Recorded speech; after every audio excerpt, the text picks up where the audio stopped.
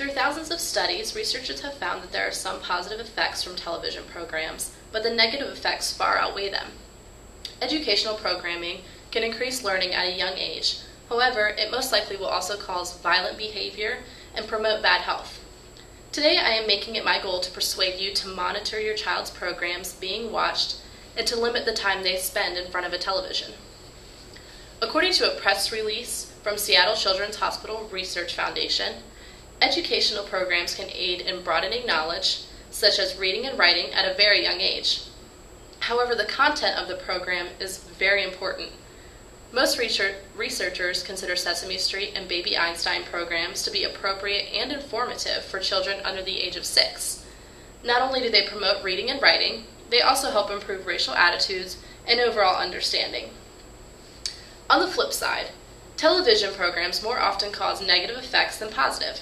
Not only is there a possibility of a more aggressive behavior, there's also a high risk of obesity, alcoholism, and a smoking habit, all of which cause long-term effects that typically carry out through one's entire life.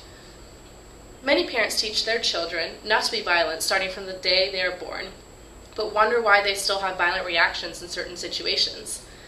What they may not know is the television programs their children are watching may be teaching them that aggressive behavior. An article posted on MediaFamily.org states, and I quote, "In the USA, an average of 20 to 25 violent acts are shown in the children's television programs each hour." That's incredible.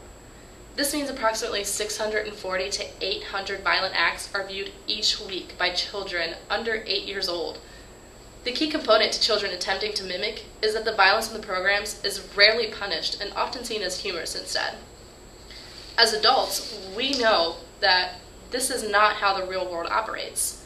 However, to a child under 8, that is considered the real world. The same article, Children and Media Violence, records that 8 years and younger have a more difficult time differentiating between the fantasy of the television program and the realities of life. Not only are children more likely to show aggression, they also may develop a fear that the world is scary and something will happen to them. For instance, children may begin to have consistent nightmares, have a fear of being alone, and increased anxiety. Many children do not realize the intensity of their fear either until after they have already watched that scary movie or show. And the existence of a television in the child's room increases terrifying dreams, and this is declared by the article Research on the Effects of Media Violence. School performance is greatly hindered by television. As a student, I know homework gets pushed to the side and ultimately unfinished. Hobbies are not encouraged, and reading is rarely done. And elementary bullying is definitely increased. There is a greater chance that the child would drop out of high school, and a college degree won't be pursued either. Another noted behavior pattern among all society, but especially among young children and youth, is their attitude toward other genders and races. Television has many racial stereotypes that are simply accepted by children. The same goes for gender stereotypes. According to the studies by the University of Michigan Health System, male and female roles in our society portrayed by television programs are the foundation of gender-biased behaviors in children.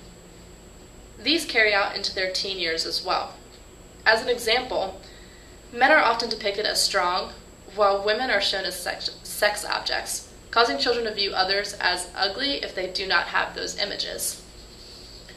While we're on the subject of images, a child perceives smoking and drinking as something fun and harmless. This can be due to seeing favorite characters smoking and by watching alcohol commercials between programming. As acknowledged by the University of Michigan Health System, alcohol ads in particular are the most commercialized drink ads on television and are almost never shown in a negative way. The same goes for smoking. Although smoking ads are banned from television, advertisers find other ways to target teenagers. These false depictions of characters cause many teens to start drinking or smoking at a younger age and cause many health problems in their future.